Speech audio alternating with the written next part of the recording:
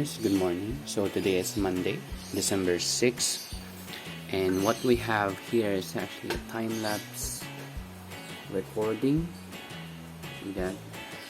So I don't have a good facility to do that, but hopefully this would work. This is the first time that I'm capturing a time-lapse of the pinheads, but this is probably around a day old. So probably on next other fruiting or other bags we can document it from the first time that we saw the pinheads, but it's still gonna be cool, I think. And from time to time I'm gonna check the area if it's still moist.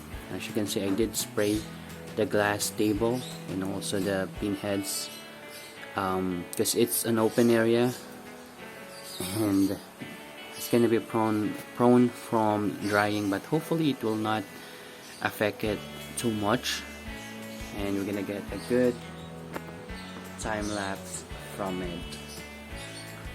So that's it. Thank you very much, and I hope you liked it. We're gonna make a short video probably on this one, and thank you very much for tuning in. See you next time. Bye bye.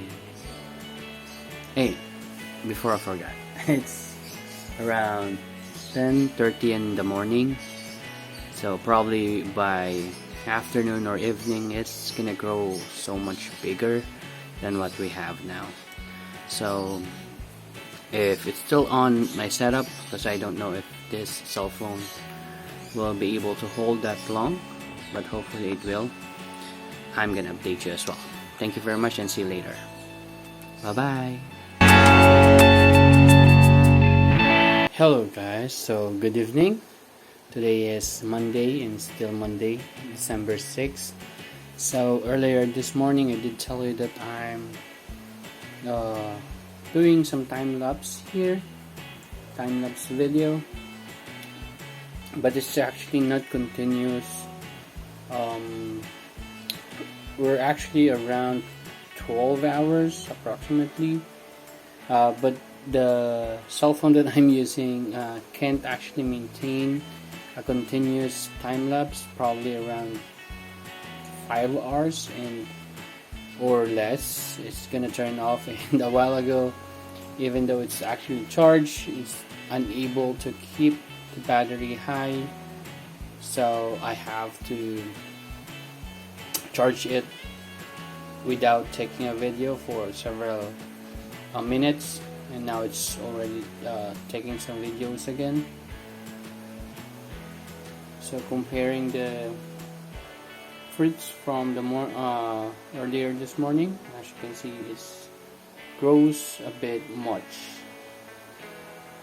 So here on the time lapse, 30 minutes is actually, or 1 minute of time lapse is equivalent to 10 minutes based on what I see on this one. So hopefully it will be able to keep recording up until tomorrow, because definitely tomorrow morning I'm gonna pick them up. I need to harvest them because I'll be out for more than a day. So since today is December 6th, tomorrow at 7, and I'll be back at probably December 8th on the evening.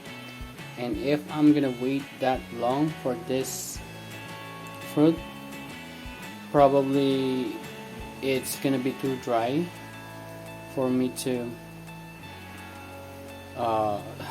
harvest or to eat. So tomorrow morning I might actually harvest it already, so that's probably 1 day early than I usually do, but I have to do it. And that's it. Thank you very much for tuning in, and bye bye. Hello guys, good morning. So today is December 7th, and it's around 5 5:30 a.m. and as you can see, it's too small. I wanted to pick it up, but it's just too small for me to pick, so we're gonna risk it. We're just gonna pick it when we arrive December 8th evening. So I'm gonna do a small setup that might still help them to have a good humidity. So let me just do it and I'll let you see it later on. Okay, see you later. Okay, so we're back. We're here on my growing area, and I do have a white oyster as well that's still too young to be picked. And we have here a container, a tub.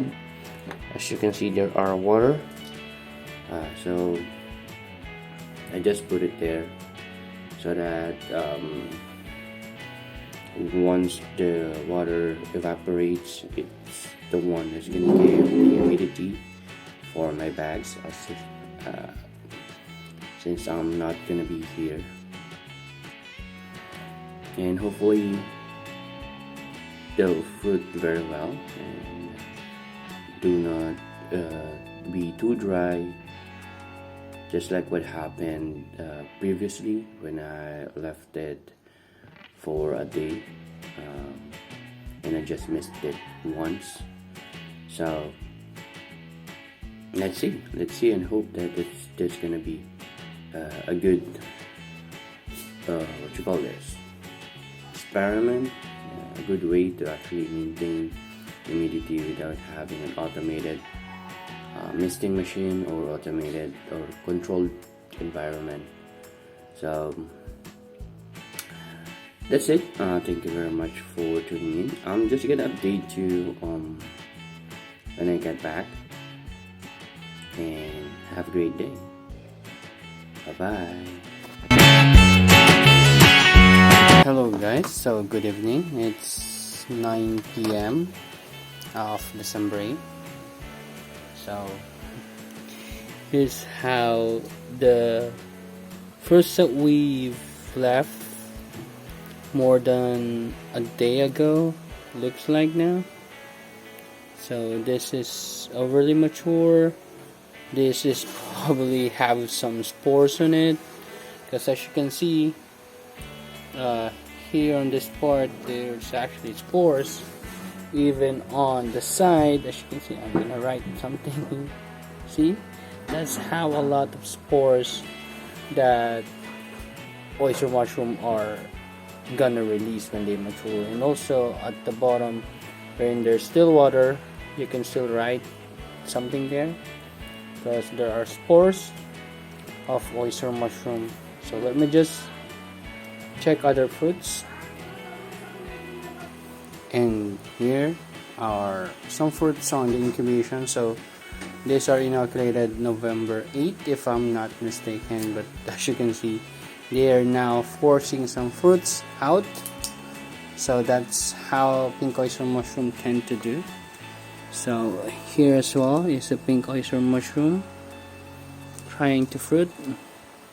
So yeah, I might take care of them so that I'm gonna have new set of pink oyster mushroom that I'm gonna observe on my growing area. So let's go on my growing area. It's okay. Upon entering, we're actually gonna see a good bunch of fruits there. At first I thought it's actually a white oyster mushroom, but when I've read the sign, it's actually a black oyster mushroom. So that's a mature fruit already. It's faded too much. So this is just a starting fruit from a Florida variety. And here, some interesting, you see that we have fruit on the other side. So since it's actually facing backwards, that fruit is actually a third flashing. So that's good news. So we added some third flashing as well. And here we're gonna add more bags here. I do have bags at the second floor, and as you can see, there are some pinks that we can transfer as well, and some yellow that oyster mushroom that we can actually dispose of, especially the ones that we've observed quite weird. I don't know if it's contamination or what, but it's weird. So yeah, that's it. So we're still observing on other fruits or other bags, but definitely we're gonna add bags at the bottom. I do have 4 big bags just like this one that we're gonna put here. And yeah, that's it. Yeah, a while ago you did see the 2 pink oyster mushroom blocks that we've created with composted sawdust. So we're gonna add white oyster mushrooms here as well with composted sawdust. And I actually doing some composting already, because I think it's a good way to learn how does composting works. And based on the initial results, although it's I mean, we've left it way too long, so it matures way too long as well. We're learning, and hopefully we'll be able to do it on a volume.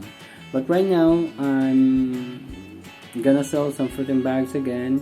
I'm gonna make some bags, some bags from the previous batch to go here as part of the observation, because I do tend to have some of the bags that I've inoculated.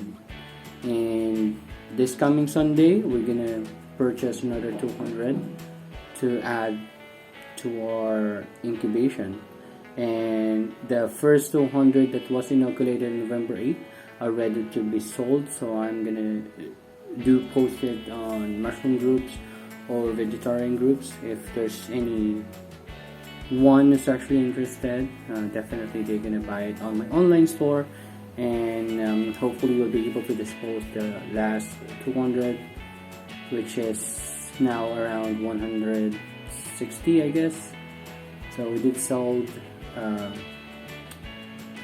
a bunch already, but we need to sell more. And yeah, that's it. And thank you very much for tuning in.